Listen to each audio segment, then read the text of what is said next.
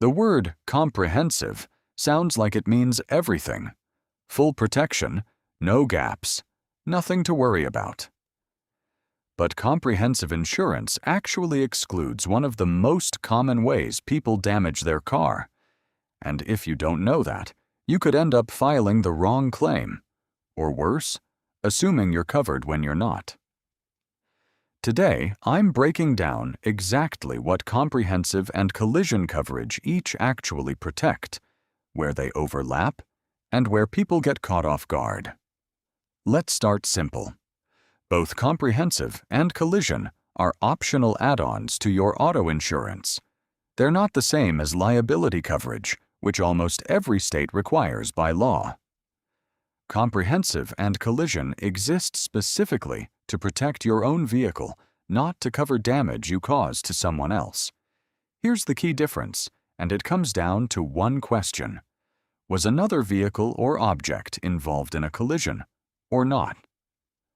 Collision coverage is for exactly what it sounds like. Collisions. If you hit another car, a telephone pole, a fence, a mailbox, or even a pothole, that's collision coverage. It also covers single-car accidents, like if you swerve to avoid something and hit a tree, or if your car rolls over.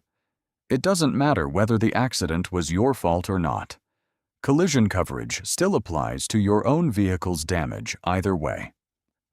Comprehensive coverage is for everything that isn't a collision: theft, vandalism, fire, hail or storm damage, a tree branch falling on your car while it's parked.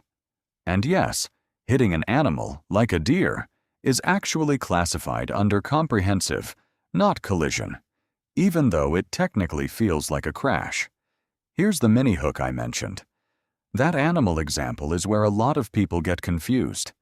Hitting a deer feels like a collision, but insurers classify it as comprehensive because you didn't cause the impact through driving decisions the same way you would hitting another car. Let's walk through a real scenario to make this concrete.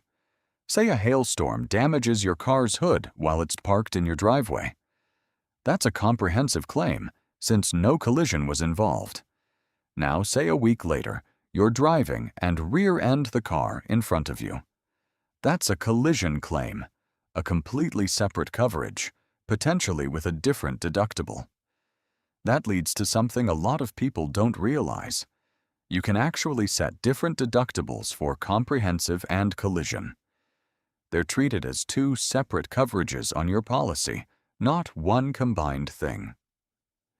Some people choose a lower deductible for collision, since accidents tend to be more expensive, and a higher deductible for comprehensive, since smaller claims like windshield chips are more common there.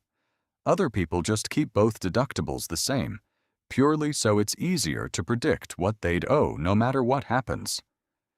There's no universally correct choice. It depends on your own risk tolerance and budget.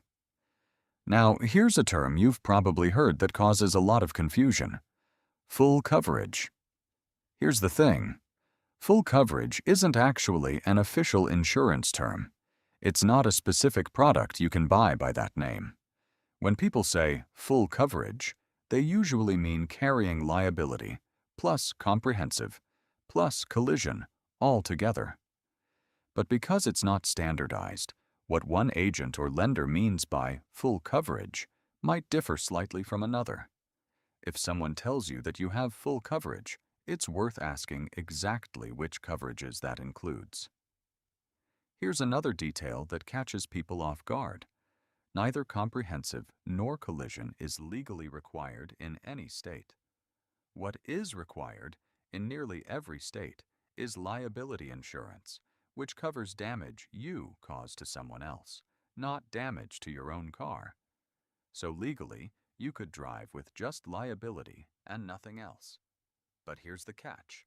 If you're financing or leasing your vehicle, your lender will almost always require you to carry both comprehensive and collision for as long as you owe money on the car.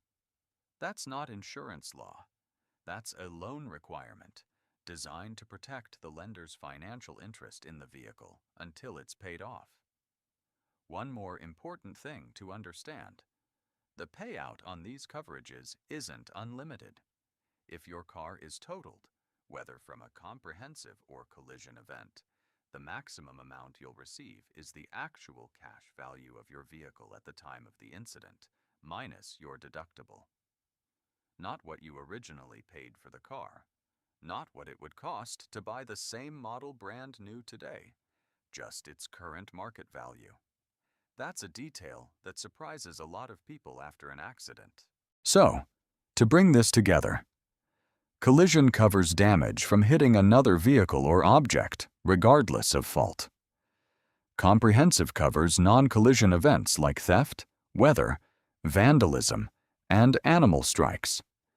Neither is legally required, but lenders often require both if you're financing or leasing. You can set separate deductibles for each, and your maximum payout is based on your car's actual cash value, not its replacement cost. This isn't insurance advice. Coverage details, requirements, and payout structures can vary by insurer and state, so always check your specific policy or ask your provider directly. So here's my question for you. Did you already know hitting an animal falls under comprehensive, not collision? Let me know in the comments. I'm curious how many people get that one wrong. And if this helped clear up the difference, hit like and subscribe, because next week I'm breaking down another insurance term people mix up all the time.